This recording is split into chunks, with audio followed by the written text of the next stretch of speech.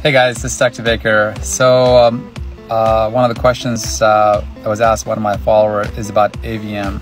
So in general, there are several types of vascular malformations in the brain, and AVM is one of them. There's also cavernous malformation, dural AV fistula, amongst others.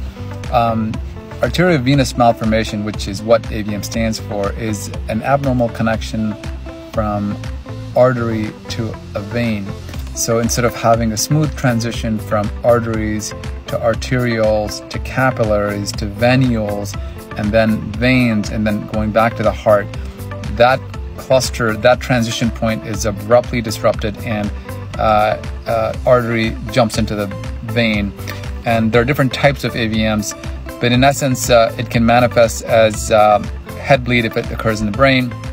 It can also manifest as seizure.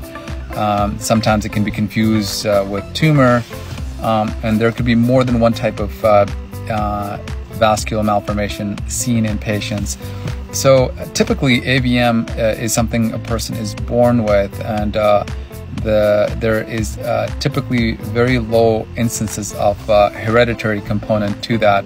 On the contrary, there is a small portion of a type of what's called cavernous malformation. There is a hereditary component.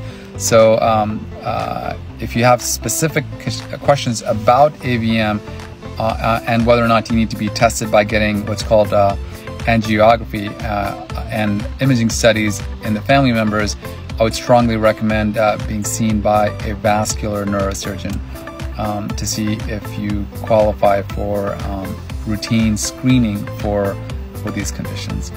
Hopefully this answers the question.